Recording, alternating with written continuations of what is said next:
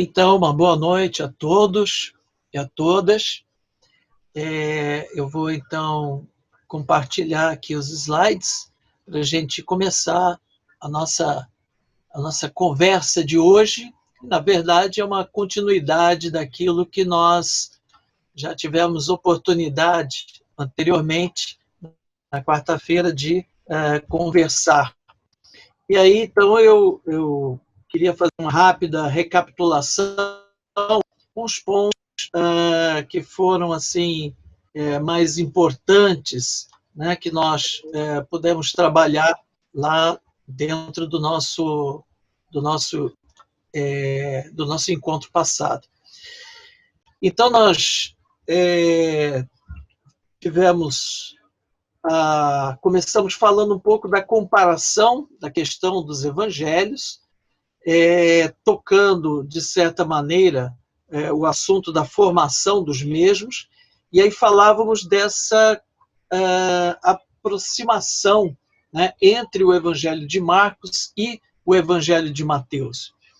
E aí tínhamos visto aqui pela nossa tabelinha, nossa estatística, que nada menos que 600 versículos que estão presentes no Evangelho de Marcos também estão presentes no Evangelho de Mateus. E isso realmente torna o Evangelho de Marcos muito próximo ao Evangelho de Mateus. Depois, vimos também a questão, através dessa comparação, né, que nós vimos entre Marcos, Mateus e Lucas. Então, falamos de uma teoria, que é uma teoria bem simples, que se tem para poder explicar essa relação entre Marcos, Mateus e Lucas. Né? Então, dissemos que Marcos era a fonte primária para Mateus e Lucas, e os versículos que não estão presentes em Marcos, mas constam em Mateus e Lucas, viria então de uma segunda fonte, que é a fonte dos ditos de Jesus. Então, daí porque essa teoria das duas fontes. Depois vimos que, por essa relação entre os três evangelhos, vimos então que existe uma estrutura que tem o mesmo olhar, então por isso é chamado sinótica, uma palavra grega que tem esse sentido, um olhar comum, né? E que aparece, portanto, um roteiro, né, dos evangelhos sinóticos, Marcos, Mateus e Lucas. Uma introdução, depois evangelhos da infância que ocorrem em Mateus e Lucas, não em Marcos, preparação do ministério, batismo, etc., a pregação e toda a ação de Jesus na Galileia, depois o caminho para Jerusalém, o ministério em Jerusalém, novamente os ensinamentos e a prática de Jesus em Jerusalém, e por fim a paixão, morte e ressurreição. Então essa estrutura, esse esquema é chamado esquema sinótico porque consta nos três evangelhos, Marcos, Mateus e Lucas. João se difere totalmente desse esquema. Ele prefere utilizar uma outra estrutura, um outro esquema, dentro de uma outra lógica, portanto, por isso ele não faz parte dessa estrutura sinótica.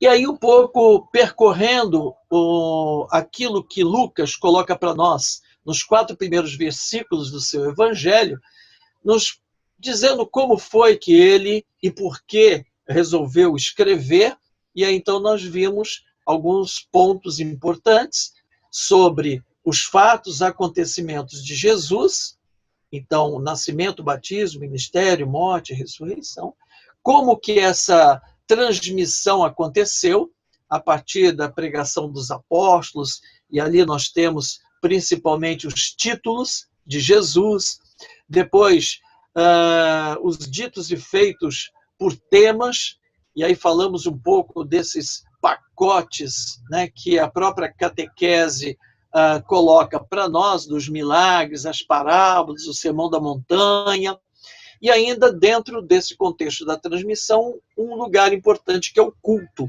onde vamos encontrar os cânticos, hinos, a oração do Pai Nosso, e todo o relato da paixão também é fruto dessa prática, dessa experiência que ocorre no culto. E aí, por fim, então, ele resolve escrever de um modo ordenado, de uma forma acurada, e aí falamos que isso significa que nem tudo o que provavelmente chegou às suas mãos foi inserido no Evangelho. E aí, então, vem a pergunta, né? O que faz ele colocar ou não determinados fatos e ensinamentos de Jesus? E aí isso tem a ver com o Teófilo, que ele coloca, no caso de Lucas, o amigo de Deus, e que esse nome sugere, na verdade, não só uma pessoa, mas sugere aí todos nós, né, para quem é escrito, portanto, o Evangelho. Então, visando a comunidade, é que ele recolhe alguns fatos, alguns elementos para compor o seu Evangelho.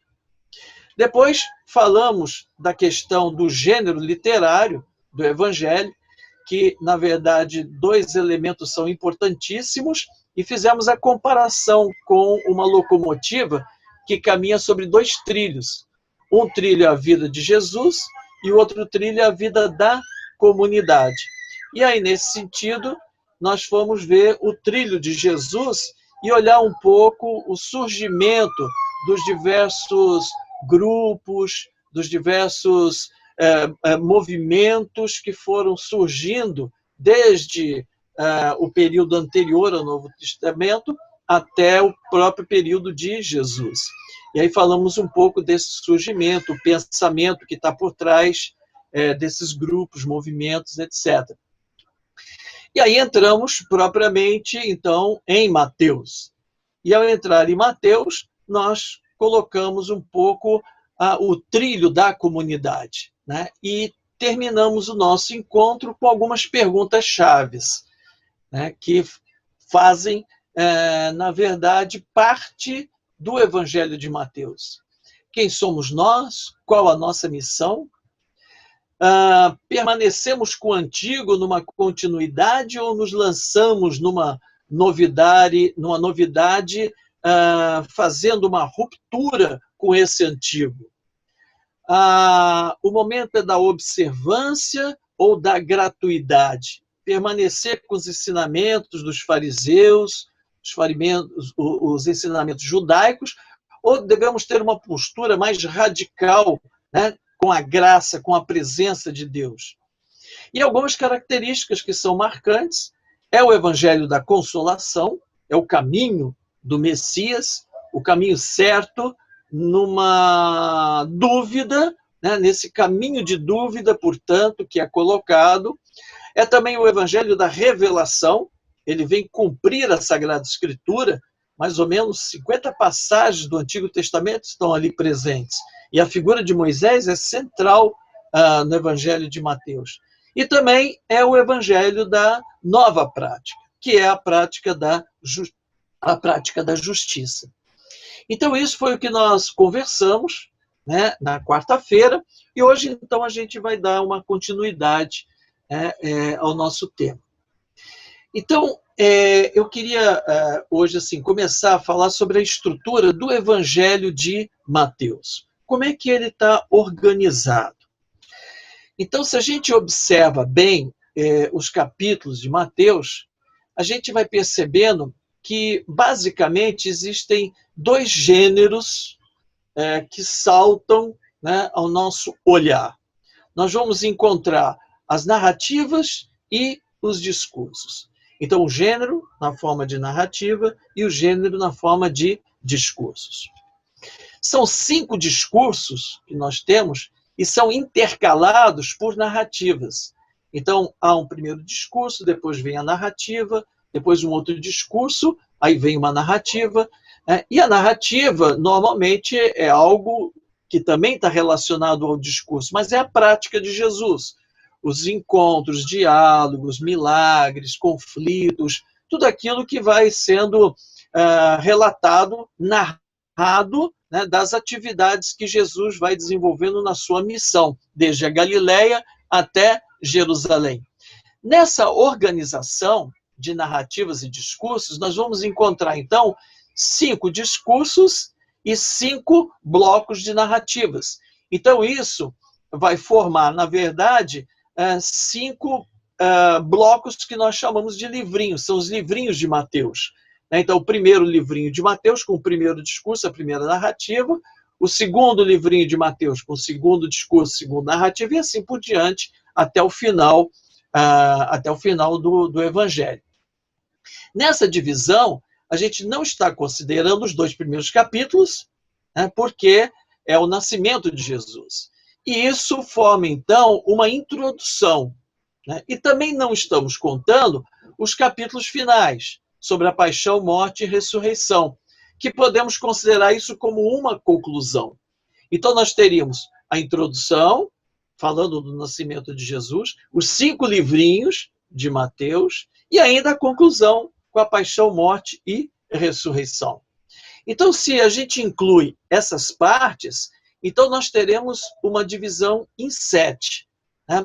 Então, a gente não pode esquecer que, se considerarmos discursos e narrativas independentes, então teremos 10 partes, porque nós temos 5 discursos, 5 narrativas, então nós temos aí 10 partes. E caso a gente inclua a introdução e a conclusão, então, no fundo, ficaríamos com 12 partes.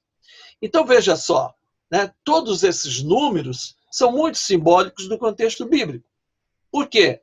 5 dos 5 blocos, dos 5 livrinhos, nos remete ao Pentateuco. É como se Mateus estivesse escrevendo o seu evangelho pensando no Pentateuco, na Torá, os 5 primeiros livros que são tão importantes para o judeu, a ponto de designar toda a Bíblia como a Torá, Ha-Torá, que na verdade é o nosso Pentateuco. Então ele faz essa divisão de 5 livrinhos. 7, evidentemente, com 5 livrinhos mais a introdução e a conclusão, 7 é também um número simbólico importante, é o perfeito, o completo, o divino, mais o humano. Então nós temos aí o número 7 bíblico, que também tem uma presença muito forte, marcante, dentro da gentilidade, do paganismo, de outras religiões não judaicas. Depois nós temos 10. 10 que são exatamente os 5 narrativas, mais os 5 discursos, e 10 aí nós temos o Decálogo, outro número muito caro e importante dentro da tradição judaica. E, finalmente, contando essas 10 partes de narrativa e o discurso, e ainda a introdução e a conclusão, o número 12, evidentemente, fala por si dentro do conceito e do contexto da tradição judaica. Muitas vezes perguntamos, mas será que Mateus pensou nisso tudo? É muito provável que sim. É muito provável que sim, porque uma das características interessantes do Evangelho de Mateus é a questão de números. Mateus gosta muito de jogar com essa questão de 2, 3, aqui no início a questão do 5, 7, 10, 12 e assim por diante. Para ele, a questão de número não tem nada a ver com a cabala, a cabala é outra coisa, mas a questão do número para ele é muito importante, tem um valor muito grande na medida em que ele vai procurando expressar o seu pensamento, na medida que ele vai escrevendo o seu evangelho. Então teríamos uma introdução, capítulo 1 e capítulo 2, origem e nascimento de Jesus. E aí uma primeira parte, Jesus realiza as promessas do Antigo Testamento, vem a genealogia e tudo mais. E aí ele começa um novo êxodo, 1:18 a 2:23, porque é o momento do seu nascimento, a fuga, etc.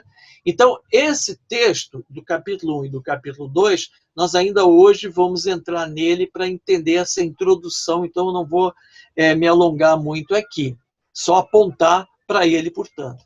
E aí temos o primeiro livrinho do capítulo 3 até o capítulo 7. 3, 4, uma narração, a prática de Jesus, o início do seu movimento na Galileia, e depois de 5 a 7, um longo discurso, então temos 3 capítulos, 5, 6 e 7, que é o chamado Sermão da Montanha, Sermão do Monte, que é o discurso inaugural, é o discurso do chamamento, onde vai colocar aqui os valores do reino e etc. Depois temos o segundo livrinho. Então, a justiça que liberta os pobres. Vamos ter de 8 a 9 uma narrativa, que são os sinais do reino que vão surgindo na prática de Jesus. E aí vem, no capítulo 10, o segundo discurso, que é o sermão da missão. Como deve ser desenvolvida a missão para que o reino realmente e a justiça possa se instaurar. Depois vem o terceiro livrinho, a justiça, essa que é necessária surgir e vir para que o reino se estabeleça, ela provoca conflitos. Então, capítulo 11 e 12, a narrativa, as reações diante da prática de Jesus que foram desenvolvidas anteriormente. E capítulo 13 é o discurso do sermão da parábola. Esse é o terceiro discurso e é o discurso central. Porque nós temos, então, 5 discursos.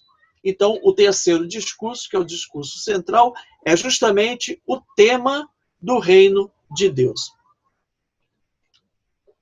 Todas as parábolas que são ditas no capítulo 13 são parábolas relativas ao reino de Deus. Aqui vamos comparar o reino. O reino de Deus é comparado, e assim, então, aparece muito forte nesse discurso. Um parênteses. Mateus sempre utiliza a denominação reino dos céus, enquanto Marcos vai utilizar a denominação reino de Deus.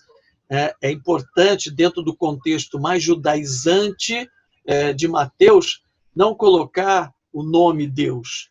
E aí, então, ele coloca como reino dos céus, uma característica que aparece apenas em Mateus, porque Marcos e Lucas sempre vai colocar como reino de Deus. Depois, o quarto livrinho é o novo povo de Deus, capítulo 13, 53 a 18, 34, onde 13, 53 a 17, 27, a narrativa fala sobre o seguimento de Jesus. E 18, 1 a 34, capítulo 18, é o quarto discurso, é o sermão da comunidade. Então, depois dele relatar lá no capítulo 10, que era o sermão da missão, ele aqui no 18 fala sobre o que é e como é constituir uma comunidade. E aí vamos no quinto livrinho. O quinto livrinho, então, fala da vinda definitiva do reino. 19 a 23, uma narrativa, o reino de Deus é para todos, e 24 e 25, o discurso do sermão da vigilância. Então, é o discurso final, né? O discurso também inclui o discurso apocalíptico, né? O discurso escatológico, e também fala da parábola da vigilância, a importância, portanto, de estar vigilante nesse momento da presença do reino. E aí temos a conclusão, né, 26 a 28, a Páscoa da libertação. 26 e 27, paixão e morte de Jesus. 27 e 28, a ressurreição de Jesus. Então, veja, é um evangelho muito bem estruturado, muito bem dividido, muito bem esquematizado. Costumamos até dizer que, na verdade, é um verdadeiro material pronto para a catequese. Se quiser estudar, de fato, a pessoa de Jesus, os seus ensinamentos, o livrinho de Mateus já está até dividido por partes, por livrinhos, o que ajuda bastante a compreensão da mensagem que ele, portanto, nos traz. Bem, então, procurando dar uma visão ampla, né, do Evangelho de Mateus, nós podemos dizer que é o Evangelho da justiça, né? É chamado como o Evangelho da justiça. E aí nós temos uma comunidade constituída aí por judeus ferrenhos, judeus na sua origem, né, do ambiente farisaico, a lei acima de tudo. Depois temos judeus cristãos, vieram do judaísmo, mas se inseriram bem mais na Boa Nova de Jesus. Deixaram de lado o certo judaísmo radical. Depois temos gentios, que vieram, portanto, de outras religiões, de outros lugares não judaicos, e que souberam se integrar perfeitamente na comunidade cristã, com os valores do reino.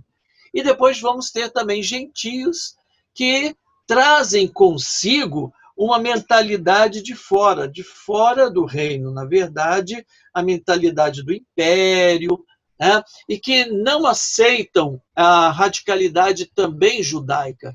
Então, judeus e gentios são grupos que se conflitam enormemente dentro da comunidade. E Mateus ele quer buscar um caminho do meio, um caminho onde tanto judeus como gentios possam conviver integrados, não mais como judeus, não mais como gentios, mas agora como verdadeiramente seguidores de Jesus Cristo. O que nós vamos ter aqui muito forte no Evangelho é a mentalidade farisaica, né, que fica muito presente e marcante no Evangelho, e também um paganismo mais carismático, aqueles que trazem uma ideia do excepcional, do maravilhoso, a supervalorização dos milagres. Então, nesse sentido, é algo também muito ligado a esse grupo de gentios que causa um certo problema para a vivência na comunidade de Mateus. Alguns aspectos que vai tratar a pessoa de Jesus como um novo Moisés, como sendo o Messias esperado, e o Emanuel, do anúncio de Isaías, o Deus conosco. É muito interessante porque ele inicia falando do Emanuel, Deus conosco, e termina o Evangelho dizendo que eis que estarei convosco todos os dias. Então, essa presença constante de Jesus junto à comunidade. E ainda alguns acentos que o Evangelho nos traz, é essa forte marca já da igreja, a comunidade como igreja instituída, as bem-aventuranças é algo muito forte, presente e belo também dentro do Evangelho. A característica dos reinos do céu, justamente no sermão do capítulo 13, é de uma beleza também muito, muito interessante. E o tema do juízo final, do discurso, onde ele aborda de uma maneira única a questão do julgamento, né? que é outro aspecto também muito próprio, interessante do Evangelho, só do Evangelho de Mateus. Então, a introdução, né? Vamos falar um pouquinho da introdução do Evangelho de Mateus. Então, no Evangelho de Mateus, nós temos uma introdução nos 2 primeiros capítulos, como nós vimos lá anteriormente. Então, primeiro aparece uma genealogia, abrindo a história de Jesus, e aqui é interessante perceber, né, que o livro de Gênesis 5:1, que faz a genealogia de Noé, e também em Gênesis 11:10-32, que faz a genealogia de Abraão, faz isso da mesma forma. Por quê? Antes de falar de Noé, né, que ele vai falar do capítulo 5 de Gênesis, porque logo depois ele vai falar do dilúvio, então ele vai contar a história de Noé. Antes de contar a história de Noé, ele apresenta a genealogia de Noé. E Abraão a mesma coisa. No capítulo 11, ele fala da genealogia de Abraão. Então, antes de falar sobre Abraão no capítulo 12, ele começou a falar da sua genealogia. Ele faz a mesma coisa com Jesus. Então, antes de falar sobre Jesus, ele começa apresentando a genealogia de Jesus. Então, ele como que é a abertura. Ele abre a história que ele vai começar a falar, os relatos sobre a vida de Jesus. Então, é importante ter presente que o objetivo não é relatar como exatamente tudo aconteceu.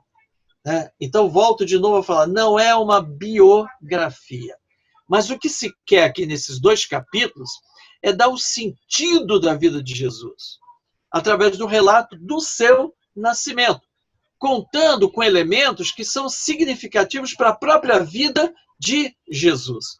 Então, ele, ao contar o nascimento de Jesus, ele vai incluindo nessa narrativa do seu nascimento alguns elementos que têm a ver com a sua prática, com a sua vida, com o objetivo da sua vida, com o seu projeto. Essa maneira de escrever, que não é uma biografia, se chama Midrash.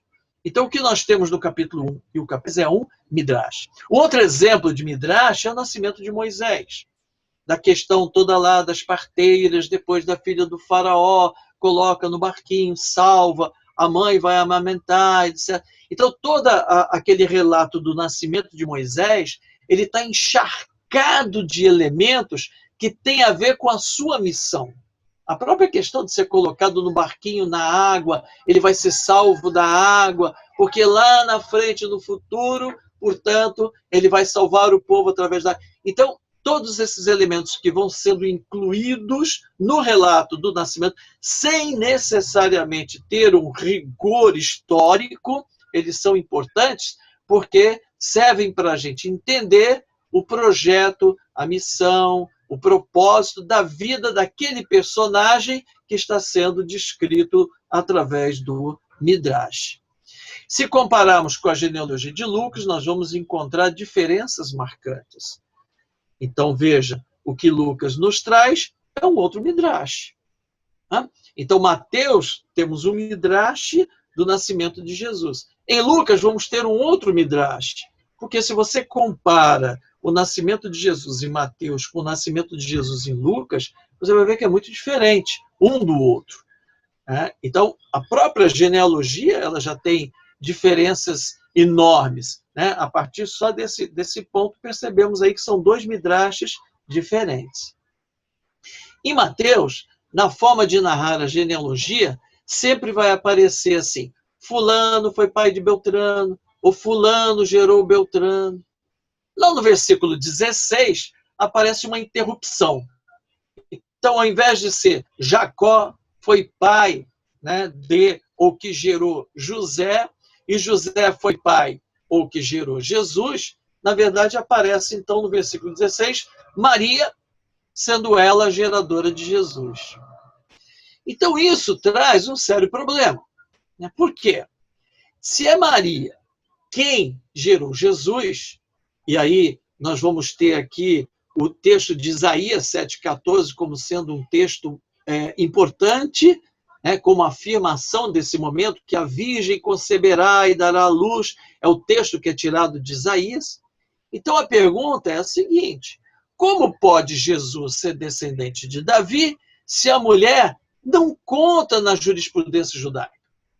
Então é como se a genealogia que parte lá de Abraão, ela vem bonitinha, bonitinha, até José. Quando chega ali em José, ela dá uma quebra, porque não é José que foi pai de Jesus, mas ele diz Maria, do qual nasceu Jesus. Então houve uma quebra nessa genealogia, que vinha perfeita desde Abraão. A solução para esse problema vai aparecer em 18:25, que é uma espécie de apêndice sobre José, que coloca, então, o nome de Jesus. E aí, sim, dessa forma, juridicamente, se torna o seu pai. Quem coloca o nome é, de fato, o genitor. Então, assim, Jesus é o filho de Davi, que ele veio pela descendência de José, e também é o Messias, porque vem por meio de Maria. Com isso, Mateus consegue juntar as duas coisas. Aquela quebra que ele havia dado em 16, na verdade, ele retoma com essa pequena narrativa, esse apêndice, explicando como foi que isso se deu. Então, o plano de Deus se realiza dessa forma plenamente. Para Mateus, portanto, Cristo é o Messias que chegou na plenitude dos tempos, realizando as profecias todas ditas ao seu respeito. Então, nessa segunda parte, ou seja, 1:18 a 2:23, nós vamos ter aqui semelhanças com o Antigo Testamento, assim, enormes. Primeiro, nós percebemos assim, a figura de José, ela vai ser assim, muito emblemática, José, o pai de Jesus, com a figura de José do Egito. Por quê? Porque a habilidade de interpretar sonhos, por exemplo, é um dado. José do Egito interpretava sonhos, e tudo que ocorre com José é o anjo Gabriel que em sonho passa sua mensagem. Em sonho passa sua mensagem. A partida forçada para o Egito né? Então também ocorre com José, que foi forçado a ir para o Egito, a Sagrada Família, José, pai de Jesus, Maria, Jesus, também foram forçados a ir para o Egito. José é traído por seus irmãos, José do Egito. Na vida do seu filho Jesus, também temos a traição, portanto, de Judas. Então, vários elementos que envolvem a figura de José do Egito, elas são, de certa maneira, traçadas como perfil para a figura de José, o pai de Jesus, o justo, portanto. E também a figura de Moisés com Jesus. É marcante essa relação. Herodes procura matar o menino e a família se retira para o Egito. O faraó manda matar as crianças e quando Moisés é adulto, novamente o faraó procura matar e ele se retira para Madian. A notícia da morte de Herodes, depois tem a notícia da morte do faraó. O anjo avisa José sobre a morte de Herodes. O Senhor avisa Moisés sobre a morte do faraó. José se levantou, tomou um menino e sua mãe. Moisés levou consigo a mulher e os filhos de volta ao Egito. Então, veja, esse Midrash, no qual ele narra o nascimento de Jesus, ele faz questão de colocar vários elementos ligados nesse contexto do Êxodo. Vários elementos, para mostrar Jesus como o novo Moisés. Jesus é o novo Moisés. Então, para a comunidade judaico-cristã de Mateus, Jesus é o novo Moisés e refaz, de certo modo, a história de Jacó, Israel que vai para o Egito e de lá se retira. Jesus, então, se torna o verdadeiro Israel, isto é, atualiza na sua vida a própria história do povo de Deus, narrada lá no Êxodo, no final do livro do Gênesis. Então, com o nascimento de Jesus, não apenas Herodes fica perturbado, mas ele diz lá em capítulo 2, 3, que toda a Jerusalém. Ou seja, o centro religioso, social, político da nação, todo ele se perturba com o nascimento de Jesus. Isso já é o pré-anúncio da sua morte. É o que vai acontecer quando ele chega em Jerusalém na Semana Santa. E, ao mesmo tempo, uma afirmação do distanciamento entre igreja e sinagoga. No tempo, isso já da própria comunidade de Mateus, que revela o conflito que há entre a comunidade cristã e a questão das sinagogas. Então, ao final, Jesus retorna para Galiléia, terra pagã, conforme a expressão de Mateus 4,15. Galiléia dos gentios. Indicando aqui uma abertura da igreja para os gentios, porque Mateus não está escrevendo só para os judeus, mas escreve também para os gentios. Então aí nós temos o nosso Mateus, nós vimos lá, mas também queremos ver algo sobre o nosso Marcos. Então temos aí a segunda imagem, a imagem do leão, o leão ali presente, que é o símbolo da questão que envolve o deserto, porque o Evangelho de Marcos começa com João Batista no deserto. Nós vimos que o Evangelho de Mateus começa com a genealogia, por isso o ser humano, a criança ali representando o ser humano, por causa da genealogia. E aqui em Marcos nós temos o leão, que é simbolicamente a representação do deserto. Então, algumas observações a respeito do Evangelho, do livro de Marcos. Primeiro, nós temos um problema. Por quê? Porque quando falamos de Mateus, nós podemos dizer tranquilamente, nós dizemos assim, normalmente, o primeiro evangelho. Não se tem assim muito problema quando falamos. Agora, quando a gente fala de Marcos, nós vamos ter um problema. Nós vamos ter um problema. Por quê? Marcos, na verdade, é o segundo evangelho, mas nós já vimos cronologicamente que ele foi o primeiro evangelho. Então, quando a gente olha na sequência, Mateus, Marcos, a gente sempre... o Mateus é o primeiro evangelho. Mas se a gente for olhar do ponto de vista cronológico, nós vamos ter um problema, né, quando nós dizemos Marcos como sendo o segundo evangelho. Segunda coisa, será que foi mesmo Marcos quem escreveu o evangelho? Quem é, afinal de contas, Marcos? Mateus, nós vimos lá que era apóstolo, né? Alguns seria até o mesmo de Levi, etc., cobrador de impostos. Né? Então, pelos Atos dos Apóstolos, nós temos alguns indicativos sobre a pessoa de Marcos. Então, lá no versículo, capítulo 12, nós ficamos sabendo que em sua casa, então, portanto, na casa da mãe, na verdade, na casa da mãe de Marcos, mas onde Marcos morava, era costume se reunir a comunidade primitiva. Inclusive, foi ali reunida a comunidade primitiva quando Pedro acabou se refugiando após sair da prisão. Então, nós temos esse relato em 12:12, que Pedro, fugindo da prisão, foi direto à casa de Marcos, casa de Maria, né? E ali, então, que ficamos sabendo que ele não se chama só Marcos, mas que ele se chama João Marcos, um codinome Marcos. João, um nome hebraico. Então, seria João Marcos. Algo como Saulo e Paulo, né? Na verdade, Saulo, o nome mesmo seria Saul, né? Um nome hebraico, e Paulo, o nome mais latinizado. Então, nós temos aqui também João, mais hebraico, e Marcos, mais latinizado. Né? Temos José Barnabé, vários outros nomes nós encontramos com duplicidade, que isso, de certa forma, ajudava na comunicação, no intercâmbio com as outras culturas de outras procedências.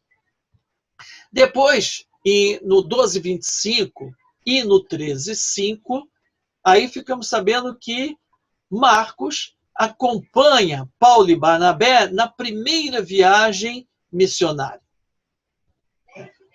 Então, essa primeira viagem de Paulo, quando ele vai fundar as primeiras comunidades cristãs na Ásia Menor, ele leva consigo Marcos e Barnabé.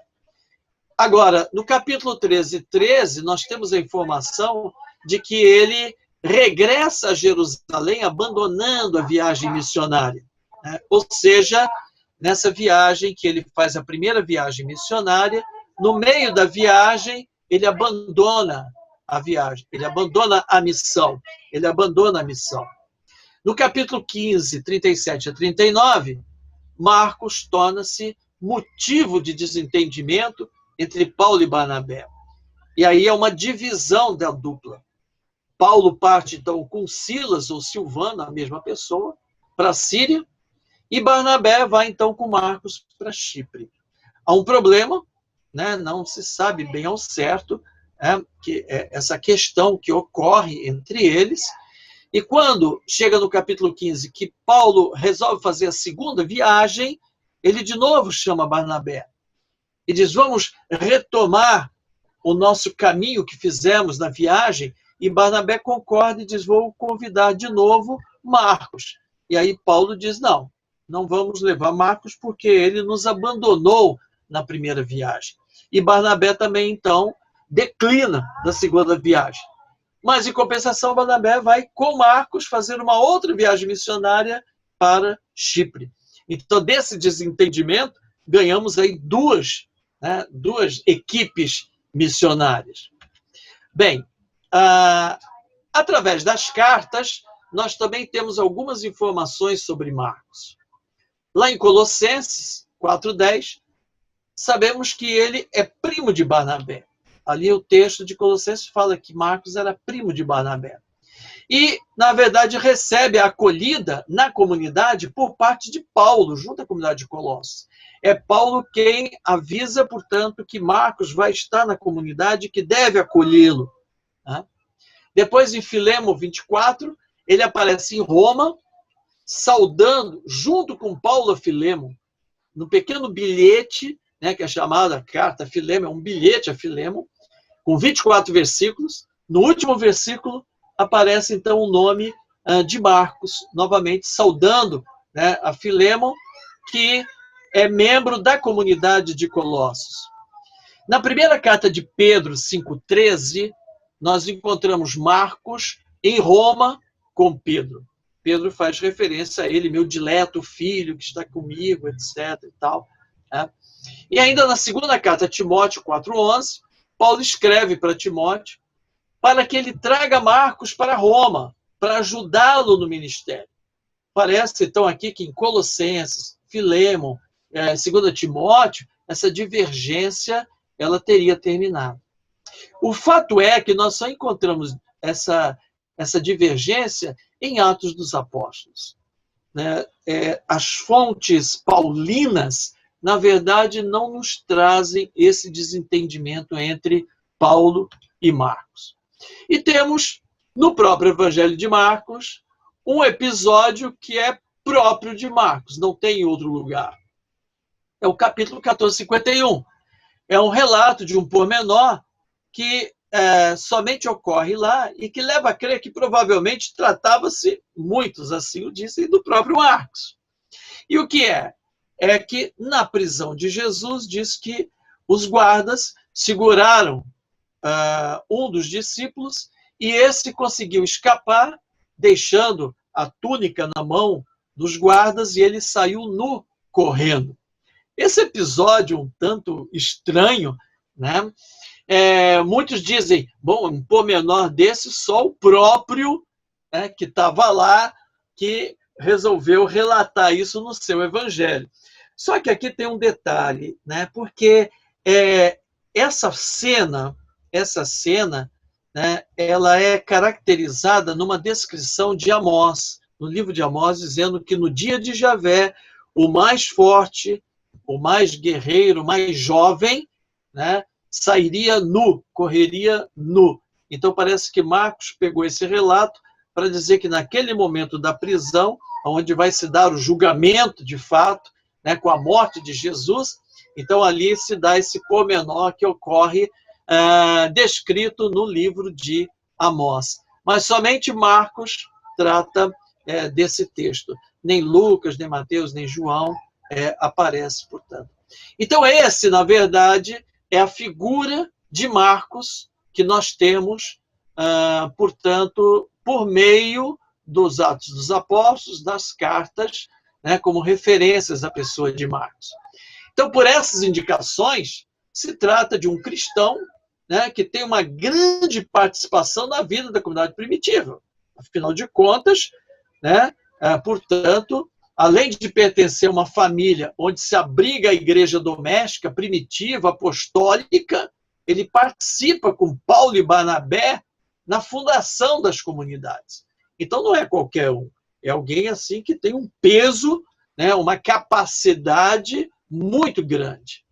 Entretanto, essa ligação entre Marcos e o evangelho mais antigo, portanto, o evangelho de Marcos, aparece só em documentos tardios, né? E a preocupação é sempre a mesma que todos os outros, procurar dar uma autoridade ao escrito. E aí, no caso, uma autoridade apostólica. Então, embora não seja possível saber ao certo quem teria escrito esta obra, né? Agora, pelas características, estilo, nós podemos dizer que se trata de um cristão de origem judaica, né, com uma grande ligação com a região da Galileia, e que escreve para uma comunidade de cristãos, tanto de origem judaica, quanto também de origem gentílica. Mas veja, aqui não está tanto presente o problema lá da comunidade de Mateus, né, que é o conflito desses grupos. Né? Aqui não é o conflito dentro da comunidade entre gentios e judeus. Nós vamos ver qual é o problema que se trata na comunidade de Marcos. A data provável para a redação final da obra é em torno da segunda metade da década de 60, 65 a 70. E aí o limite é a destruição de Jerusalém por parte dos romanos. Né? Por que se coloca essa data limite? Na verdade, quando nós falamos lá de Mateus, nós dissemos que Mateus, quando ele se refere à destruição de Jerusalém, ele já faz uma interpretação do fato. Ele procura falar da destruição de Jerusalém como sendo uma forma punitiva, porque os judeus não acreditaram na messianidade de Jesus, etc.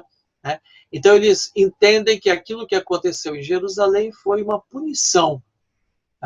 Só que aqui em Marcos não acontece nada disso, pelo contrário. Em Marcos, essa chegada, essa descrição que se dá lá no capítulo 13, simplesmente ela é descrita de uma forma apocalíptica, mas sem nenhum juízo, sem nenhuma interpretação. Isso mostra que, de fato, é em cima dos fatos, quando ainda não se sabe bem por que aquilo está ocorrendo. Que significado tem aquele fato tão forte, tão terrível, não só para os judeus, mas também para os cristãos e todos que estavam na região, na Palestina, nesse momento da chegada, portanto, dos romanos. Bem, por que é chamado segundo evangelho, se ele foi, então, o primeiro a ser escrito? É porque se refere à ordem ou disposição canônica em que se encontram os 4 evangelhos: Mateus, Marcos, Lucas e João. Então, se nos referimos à disposição canônica, ele é o segundo evangelho. Mas, se nos referirmos à questão cronológica, Marcos é o primeiro evangelho. E se tomarmos a ordem cronológica, então ele se torna o primeiro, porque ele é o mais antigo dos 4 evangelhos. Bom, a comunidade de Marcos. Então, nós vimos lá o trilho da comunidade de Mateus, e agora a gente vai ver o trilho da comunidade de Marcos. O trilho de Jesus é o mesmo que nós vimos lá em Mateus. Local. Primeiramente, primitivamente, por causa do mesmo Pápias, aquele bispo de Herápolis, que é quem fala sobre a autoria de Marcos, ele dá uma justificativa dizendo que a comunidade para quem Marcos escreve seria a comunidade de Roma. E isso porque ele se baseia na carta de Pedro, aquela carta de Pedro que diz que Marcos é o meu filho dileto, chama até de filho, e Pápias diz que Marcos era o secretário de Pedro.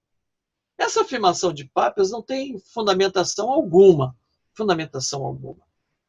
Porém, outros insistem dizendo, não, isso tem realmente um valor. Por quê? Porque Marcos escreve muitas vezes utilizando palavras latinas. Palavras latinas. E isso tem a ver exatamente porque ele está em Roma, escrevendo para os romanos, que falam latim. Muitas vezes Marcos explica as tradições religiosas, culturais judaicas. Uma festa tal, e ele explica a festa. E aí, justamente porque em Roma não tem conhecimento da cultura e da tradição judaica. E ainda, como o Evangelho de Marcos, nós vamos falar disso, é um evangelho escrito dentro de um contexto de perseguição, então se atribui exatamente à perseguição de Nero. Então, nesse período, na segunda metade da década de 60, é quando se dá exatamente a perseguição de Nero, e inclusive a morte de Pedro e de Paulo. É nesse contexto, em Roma, que é escrito, então, o Evangelho de Marcos.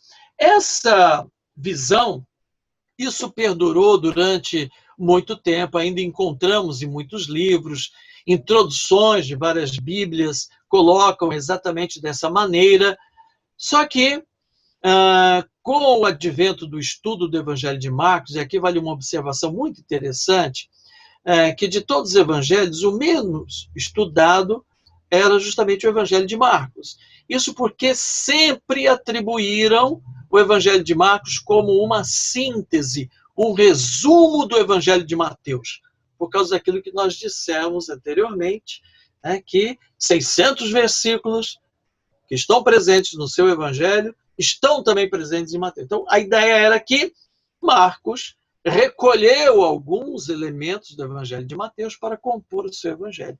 Só que depois, mais tarde, com o advento da ciência bíblica, o estudo, se percebeu que era exatamente o contrário.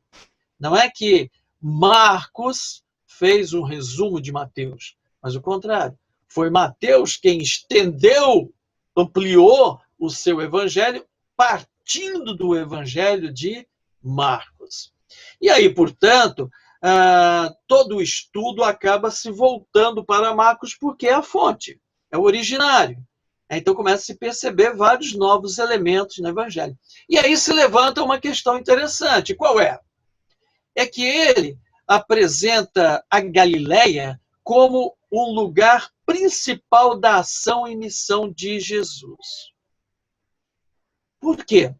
Porque praticamente todo o evangelho é desenvolvido justamente na Galileia.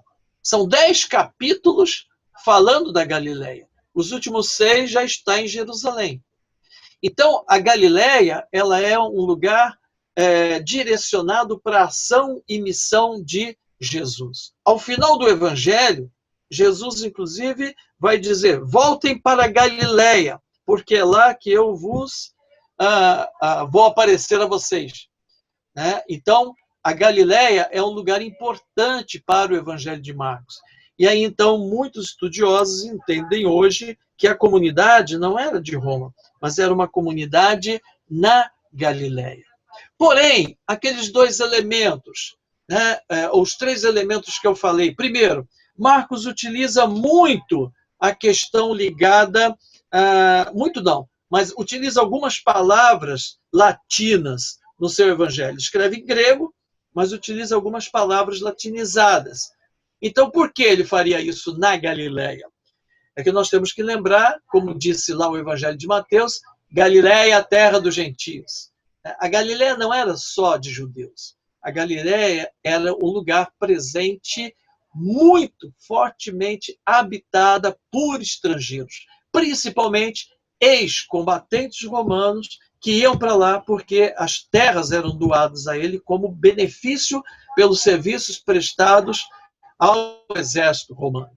Então, tinha muita gente que vinha de Roma, por exemplo, com a fala latina e que estava morando na Galileia.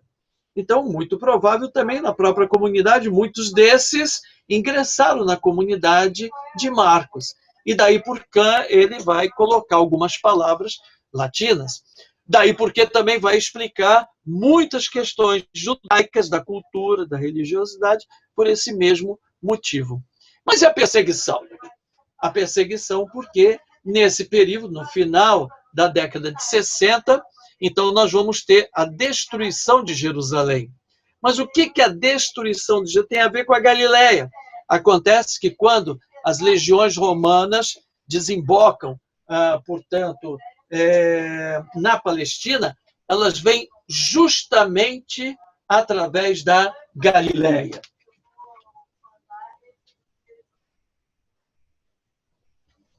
E aí, portanto, a chegada de muitos desses na Galileia, a comunidade de Marcos sendo na própria Galileia, então é uma comunidade que também vai sofrer a perseguição. É uma comunidade que também sofre, portanto, a própria perseguição. Essa perseguição, então, que se dá originariamente na Galileia, onde havia vários grupos de revoltosos, e ali, então, vai se encaminhando para Jerusalém. Então, o ponto final desse conflito é Jerusalém, quando ocorre a destruição, a morte e tudo mais. Então, vive um ambiente de perseguição por volta dos anos 60, 70. E o texto vai revelando esse ambiente em que a comunidade vive. E aí é muito interessante, porque se nós pegamos todos esses versículos, 4, 40, 41, 5, 15, 33, 36, 6, 50, 9, 6, 10, 32, 11, 18, 12, 12, 16, todos esses versículos são versículos que falam em medo, pavor, medo, medo. O tempo todo repete a palavra medo, medo, medo, medo, medo. Né? E ainda, o final Na paixão, Pedro nega Jesus. A negação de Jesus é algo muito característico no ambiente de perseguição. Judas trai Jesus. A traição é perfeitamente cabível dentro de um contexto de perseguição. Ainda os discípulos se afastam de Jesus. O afastamento de muitos da comunidade por causa da perseguição. Se você tomar o capítulo 16, 1 a 8, quando as mulheres vão até o túmulo, você vai ver quantas vezes fala que estavam apavoradas, tinham muito medo, fugiram de lá com medo. Então, todo esse ambiente, o tempo todo marcado pelo medo, pelo pavor, né? Tudo isso denota a própria comunidade de Marcos. É uma comunidade que vive no ambiente de perseguição. É composta por gentios judeus, embora não tenha o mesmo problema que nós vimos lá em Mateus. Em Mateus, já tinha sido destruído Jerusalém. Lá o problema é outro. É o problema justamente quando os cristãos são expulsos da sinagoga. Os judeus não permitem mais que os cristãos permaneçam e participem da vida da sinagoga. E aí, então, eles são expulsos de lá. É aí que vai se dar esse conflito, né? Portanto, de judeus na comunidade e também a questão de gentios que vêm para a comunidade e querem mandar fora os judeus. E aí, então, começa esse problema dentro da comunidade.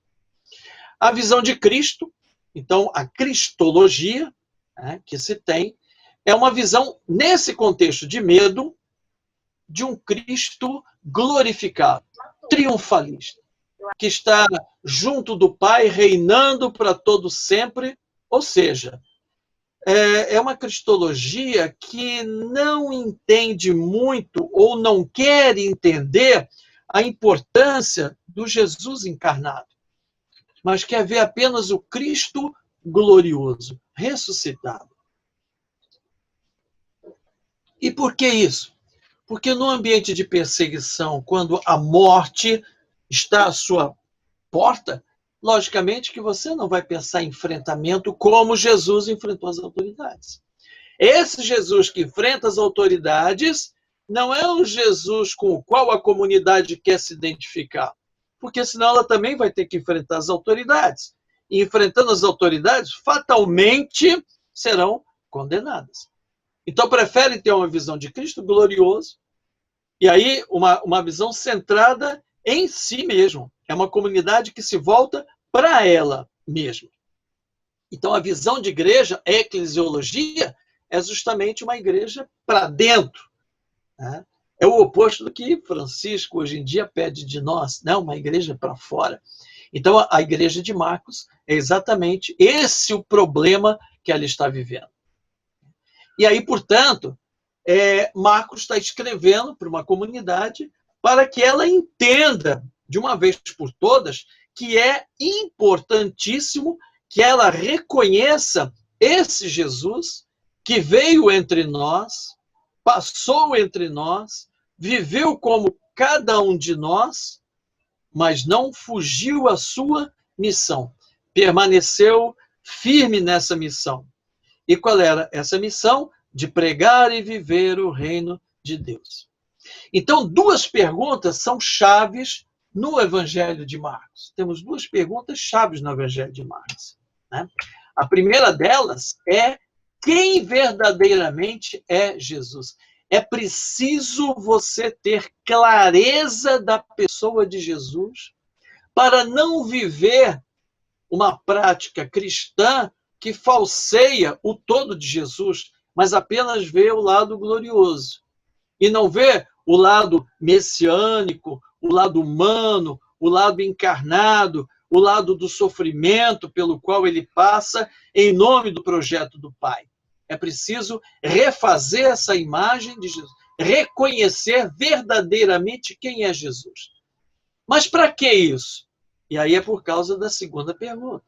Como ser discípulos e discípulas de Jesus? Como dar seguimento a esses? Então, primeiro é preciso você ver claramente quem é Jesus para poder ser verdadeiramente os seus discípulos. Nesse sentido, Marcos é interessantíssimo. Por quê?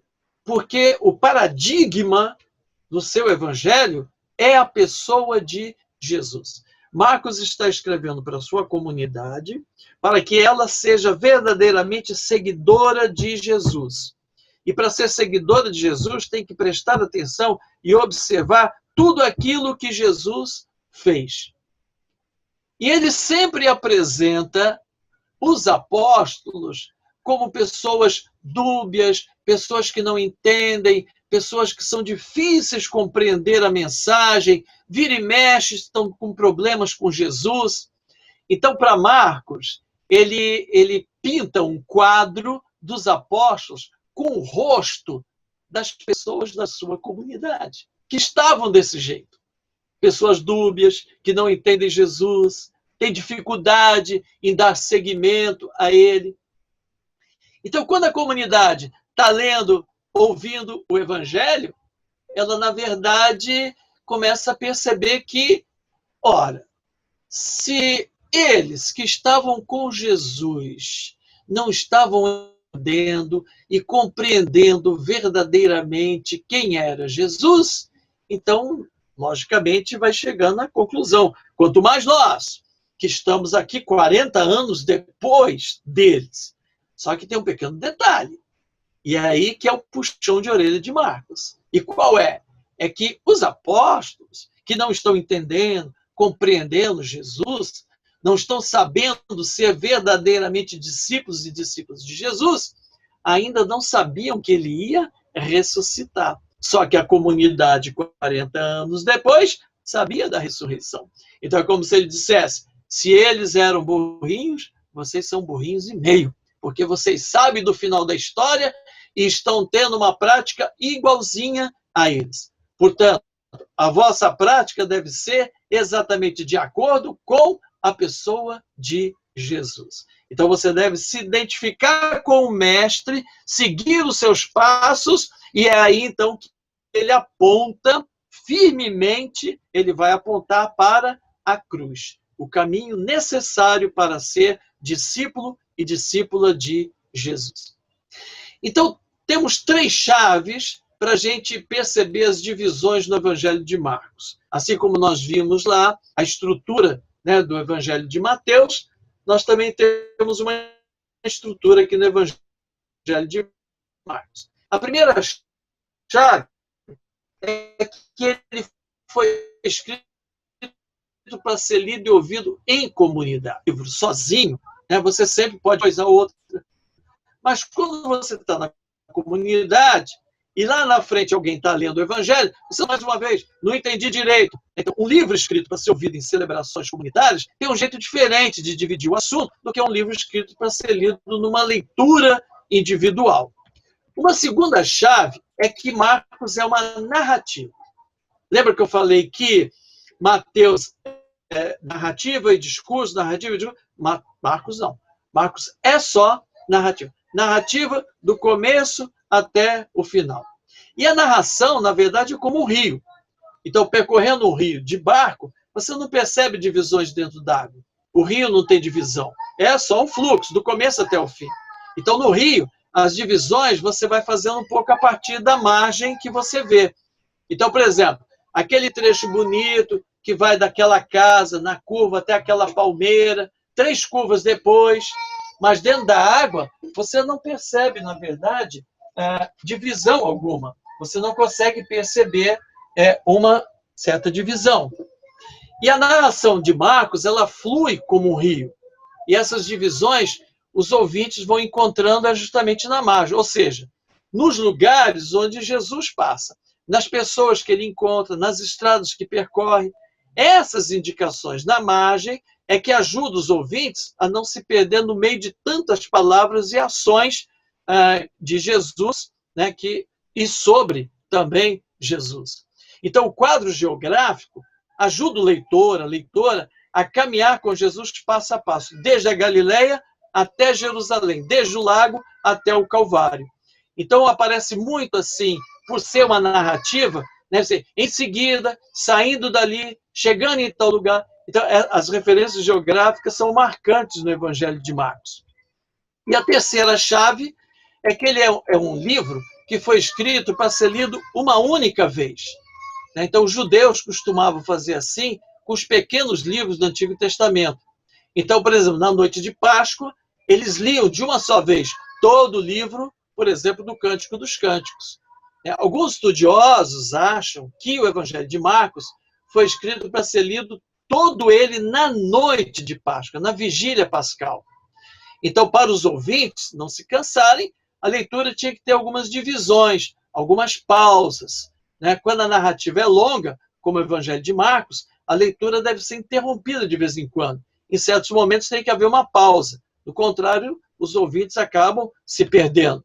Essas pausas já eram previstas pelo próprio autor da narrativa e eram marcadas por pequenos resumos entre uma e outra leitura mais longa. É um pouco o que as novelas fazem, hoje em dia. Quando começa, repete as últimas cenas e quando termina, já mostra as cenas, portanto, do dia seguinte. Esses resumos são como dobradiça, que vai recolhendo o que se leu e abre para o que vem logo em seguida. Então, permite parar, recomeçar, sem interromper ou atrapalhar a sequência da narração. No fundo, vão ajudando o ouvinte a se situar dentro desse rio da narração que vai fluindo do começo ao fim. Então, o Evangelho de Marcos tem várias dessas pausas, que permite aí descobrir e seguir o fio da meada da boa nova de Deus, que Jesus nos revela e que Marcos, portanto, nos conta. Então, ao todo, são 6 blocos ou leituras mais longas, que, na verdade, são intercaladas por pequenos resumos, dobradiças, onde é possível fazer, então, uma pausa. Então, uma divisão presente do Evangelho de Marcos seria exatamente essa aqui. Primeiro, nós temos 13 primeiros versículos, início da Boa Nova, onde ele prepara o anúncio. Vem o resumo, uma parada, os versículos 14 e 15. Depois você tem a Boa Nova que cresce, 1:6 a 3:6, mas já começa a aparecer o conflito. Logo em seguida vem um resumo de 3:7 a 12. Aí você tem o conflito que cresce em 3:13 a 6:6, mas já aparece um certo mistério da pessoa de Jesus, um certo não entender da pessoa de Jesus. Vem o resumo de 6:7 a 13, e aí então cresce o mistério e aparece então esse não entender em 6:14 e 8:21. E aí vem o resumo, 8:22 a 26. 8:27 a 10:45, cresce o não entender, os discípulos não entendem, os apóstolos não entendem Jesus, e ao mesmo tempo, não entendendo, Jesus vai enfatizando no seu ensinamento a questão da cruz. Então, a cruz é uma luz para compreender a mensagem de Jesus, mas, ao mesmo tempo, é uma luz escura, é uma luz de sofrimento e de dor. Vem o resumo do capítulo 10, 46 e 52. Então, veja que, às vezes, esse resumo ele é dado por alguns episódios. E aqui temos 2 fatos. A cura de um cego e aqui também a cura de outro cego. O cego que antes é difícil ver e o cego que logo vê. São duas curas que servem de resumo exatamente para esse não entender e o aparecimento da luz da cruz. Depois, 11, já chegando em Jerusalém, cresce a luz escura da cruz, está cada vez mais se aproximando o momento da cruz e vai aparecer a ruptura e a morte. Mas o resumo do capítulo 13, 33 e 37, e aí nós vamos ter então 14 e 15, cresce a ruptura e a morte, aparece a vitória sobre a morte. Temos a paixão, 14 e 15. Mais o resumo no capítulo 15, 40 e 41, e aí, finalmente, nós temos a conclusão. 15, 42 a 16, 20, cresce a vitória sobre a morte, reaparece a boa nova. Então, aquela boa nova que teve o seu início em 1:13, ela agora vai reaparecer a partir da vitória sobre a morte, ou seja, a partir da ressurreição. Então, esse é um esquema muito interessante também do Evangelho de Marcos, que nos ajuda a fazer a leitura dentro dessa característica que ele quer colocar, justamente fazer a comunidade retomar a pessoa de Jesus, entender Jesus na sua totalidade e não apenas numa única visão acerca de Jesus. Então, assim como nós fizemos em Mateus, vamos fazer também agora em Marcos, né? Mateus era o evangelho da justiça, Marcos é o evangelho da cruz. Escreve para os judeus cristãos, gentio cristãos, não é um problema, um conflito, mas o conflito está na perseguição dos romanos. E também, de um certo modo, ele coloca nisso a questão conflitiva com o pensamento judeu. É uma divisão interna, portanto, na comunidade que se estabelece justamente por não querer assumir na integridade a missão e a proposta de Jesus. Em Marcos, Jesus aparece como Filho de Deus, um exorcista, aparece muito, né, a questão do exorcismo. A questão do exorcismo está ligado ao aspecto do combate ao mal, né, e também como o Filho do Homem. E ainda pontos importantes do Evangelho: o reino de Deus, o caminho da cruz, o segmento e a boa nova. Né? Lembrando que o Evangelho de Marcos é aquele que primeiro apresentou o gênero do Evangelho, a boa nova. E ele começa exatamente o seu Evangelho falando da boa nova, que é o que nós vamos ver então agora. Na introdução, como nós vimos em Mateus, na introdução do capítulo 1 e 2, aqui nós vamos ver só o comecinho do capítulo 1, porque é uma introdução mais reduzida. Né? Temos uma introdução menor do que lá em Mateus, mas não menos importante. Né? Não menos importante.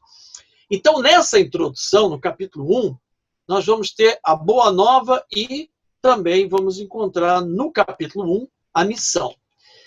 2 pontos são importantes no capítulo 1. Primeiro, essa boa nova, Marcos 1:1, ele começa dizendo: início do Evangelho, início da boa nova de Jesus Cristo, Filho de Deus. Então, veja bem, nós dissemos que a pergunta fundamental do Evangelho de Marcos era: quem é Jesus?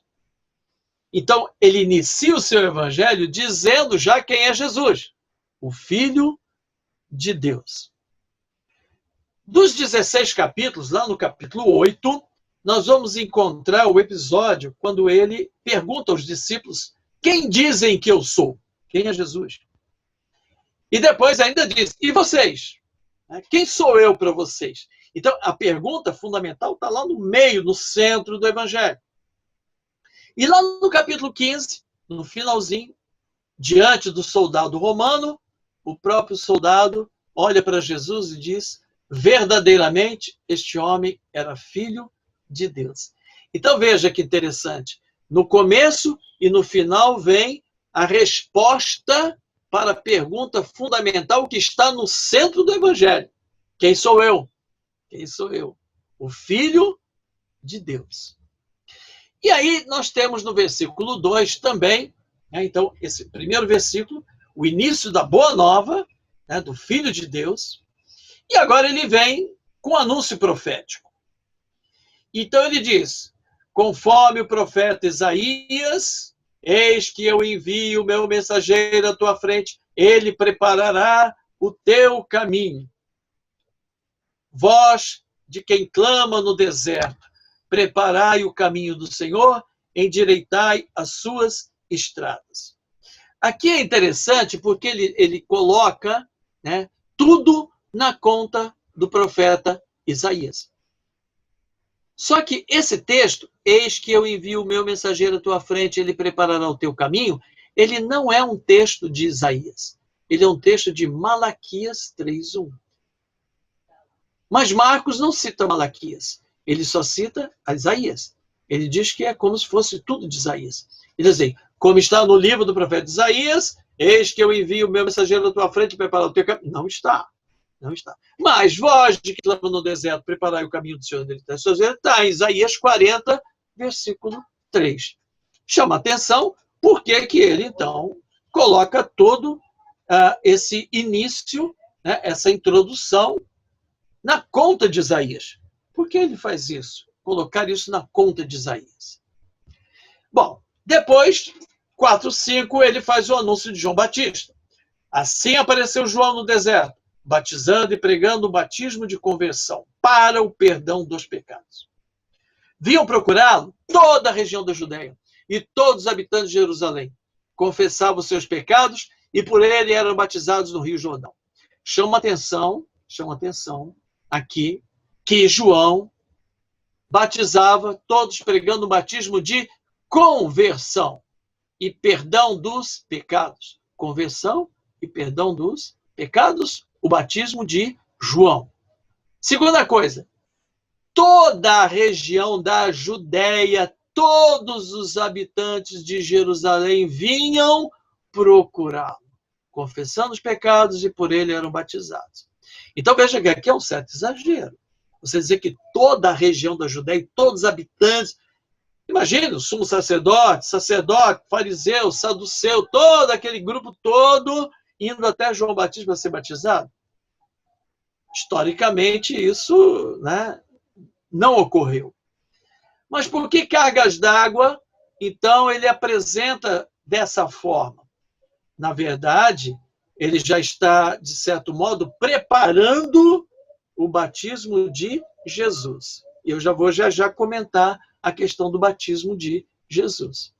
Bom, depois ele diz no versículo 6, João usava roupas feitas pelos peles de camelo, cinto de couro na cintura, comia gafanhotos e mel silvestre.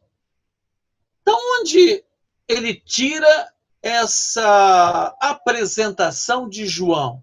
Se você for ler no 2 Reis 1:8, você vai ver que essa apresentação aqui é a mesma apresentação que envolve o profeta Elias. Então, veja só que interessante, porque ele já chamou a atenção de Isaías e agora ele chama a atenção em Elias. Isaías é o grande profeta literário de todos os profetas que têm livros com o próprio nome. Isaías é o mais importante. Na verdade, é até o maior livro. É o maior livro.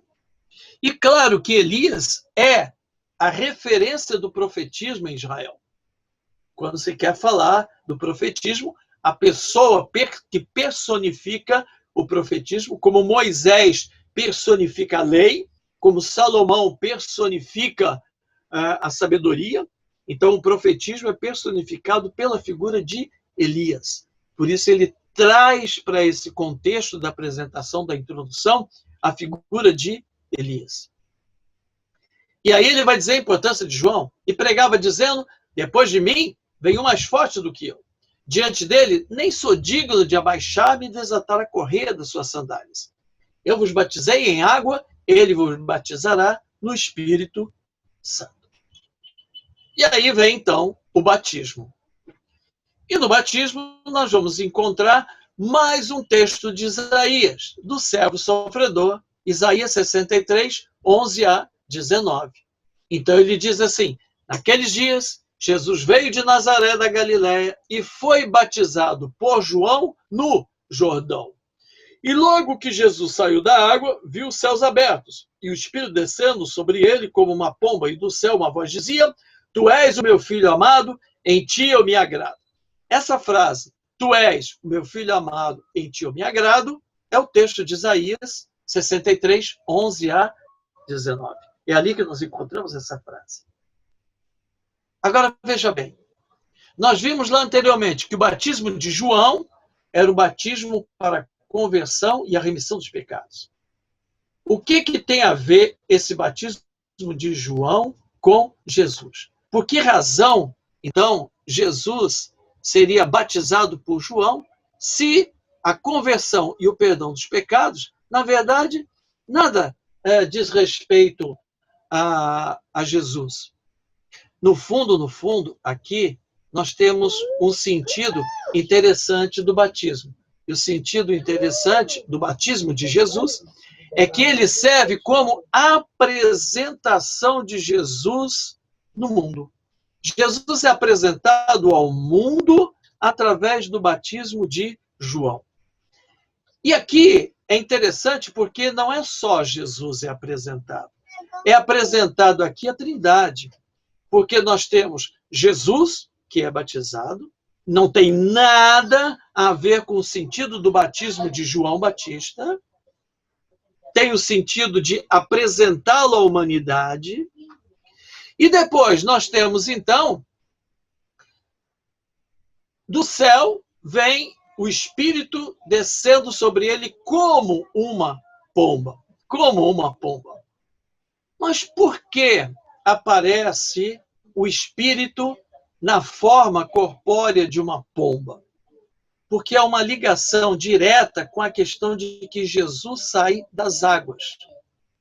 Então, quando Jesus é batizado e sai das águas, surge, portanto, a figura da pomba. A figura da pomba, ela vai lembrar-nos aqui Noé, no dilúvio, quando as águas vão baixando e ele solta, então, uma pomba e ela volta com um raminho no seu bico. Daí porque todas as imagens do batismo de Jesus, onde ocorre a figura da pomba, ela vem sempre com um raminho no bico. Porque, na verdade, essa figura da pomba, que se remete ao Espírito, não é um símbolo do Espírito. A pomba nunca foi símbolo do Espírito Santo. O Espírito Santo é representado pelo óleo, pelo fogo, pelo vento, a palavra. Esses, de fato, são elementos simbólicos do Espírito Santo. E que, na verdade, estão presentes no batismo. No nosso ritual do batismo, todos esses elementos simbólicos fazem parte do ritual. A pomba não faz parte do ritual. A pomba não é símbolo. A pomba aqui representa a pomba de Noé. Lembrar que Jesus, ao sair da água, uma nova humanidade é regenerada, como anteriormente ocorreu com Noé e a sua família. E, finalmente, tu és o meu filho amado. Quem está falando é o Pai. E de ti eu me agrado. Pai, Filho e Espírito Santo presentes nessa apresentação. Então, o batismo de João mostra, em primeiro lugar, a sua humanidade, porque todos vinham até João para serem batizados. Se Jesus foi, é porque ele faz parte desse todos, da população, do povo, dos habitantes deste povo. É membro dessa história, por isso ele vai lá.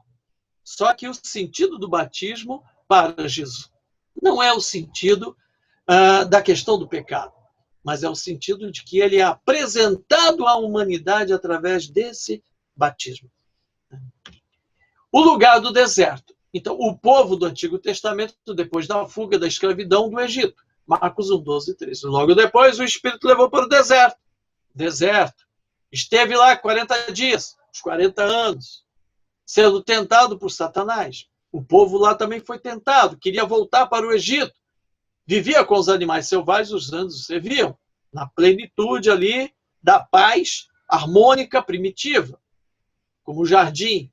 Então, nessa vivência, nessa experiência, evidentemente, está marcando aqui que esse novo povo, portanto, que surge com Jesus, a seu exemplo, também vence as tentações.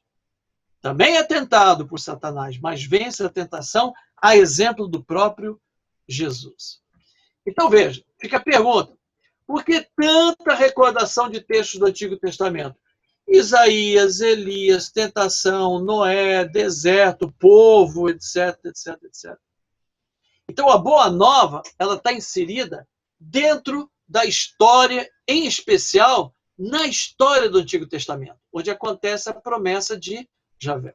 Jesus está inserido na estrada profética das promessas do Antigo Testamento. E Jesus vem exatamente para realizar esta promessa. Essa é a questão principal que marca aí, portanto, essa introdução. Então, depois de nos colocar dentro da história da salvação, Marcos apresenta o anúncio do reino. E aqui é o resumo. É o primeiro resumo que nós temos, 14:15. Onde ele afirma que João foi preso, agora chega o novo. Então, primeiro, João foi preso, ele sendo preso, ele se retira de cena para que Jesus possa assumir toda a cena do evangelho. Agora, portanto, é com Jesus. Depois de João ter sido preso, Jesus veio para a Galileia, onde pregava o evangelho, a boa nova de Deus. Já em Marcos 1,15, temos 4 pontos importantíssimos. É o resumo, é o primeiro resumo. Completou-se o tempo. Que tempo? Não é o Cronos, tempo do relógio, mas é o tempo oportuno, o tempo da promessa, o tempo da espera, é o Kairos que se completa. Então é uma leitura da realidade diferente dos seus contemporâneos, que ainda ficaram esperando esse tempo oportuno. Não perceberam que, naquele momento, não era mais um momento de espera, mas era o momento de viver a realidade da promessa em execução. E aí, o reino de Deus se aproxima, está próximo, já está presente. Aqui é interessante porque esse estar próximo, né, em grego, é o verbo egeizo. Né? O verbo egeizo significa isso, estar próximo, né, aproximar-se. Só que ele está numa conjugação, né, do tempo do perfeito, tá, do tempo perfeito. Em grego, o tempo perfeito significa que alguma coisa aconteceu antes e continua acontecendo. O perfeito indica isso. Algo ocorreu anteriormente, mas ainda está em andamento, não se completou. Então, o reino de Deus está próximo, o reino de Deus já, mas ainda não se completa. Essa ideia do estar próximo. Então, o reino de Deus está próximo não é futuro, não é futuro. Já é fato, já é acontecimento. Essa é a razão por que, então, na pregação dos apóstolos, em Atos dos Apóstolos, por exemplo, você vai ver que, no fundo, Jesus pede a eles que preguem o reino de Deus. O mandato que ele deixa é a pregação do reino de Deus. Só que quando os apóstolos começam a pregar, eles pregam Jesus. Porque a compreensão é que a presença de Jesus já é a presença do reino, mas não uma presença já definitiva e pronta, acabada. É uma presença que já está, mas ainda continua em andamento. Então, o reino de Deus está em continuidade. O reino de Deus está acontecendo. Está acontecendo. Já se fez presente e está acontecendo. Então, o reino tão esperado pelo povo judeu e que, no fundo, porque não perceberam que o tempo se completou, esperam até hoje. Com Jesus é chegada a hora do reino. Não é a concretização, mas é o início da sua chegada. Depois, convertei-vos. E aqui está aquilo que é necessário para perceber essa grande mudança. A diferença que vai se processando naqueles que passam a seguir Jesus. Então, essa conversão significa mudar o registro, a ótica, a maneira de ver as coisas. Só é possível você perceber isso, que o reino já está, que o tempo se completou, se você muda o modo de ver as coisas. Isso é conversão, isso é a metanoia. E só a partir disso é que você consegue acreditar de que isso é um evangelho, uma boa nova. São palavras finais que provocam a fé do povo. Para crer, é preciso mudar o olhar, mudar o foco, converter-se, fazer a metanoia, fazer a mudança da ótica. Então, Marcos 1,15 é o primeiro momento, ou seja, a boa nova. O segundo momento que nós temos é a missão, 1:16 a 45. Mas essa é uma história que fica para uma próxima vez. Então, a gente fica aqui até o versículo 15 desse primeiro capítulo, nessa introdução, assim como nós vimos em Mateus a introdução pelo Midrash, em Marcos nós vemos que é uma outra introdução totalmente diferente, mas que, de certa maneira, trazem exatamente o mesmo intuito, né, de apresentar a pessoa de Jesus, aquela que vai ser colocada, portanto, na sequência dos textos. Muito bem. Então, a gente tem aqui presente o conteúdo aqui que eu queria transmitir aqui para vocês.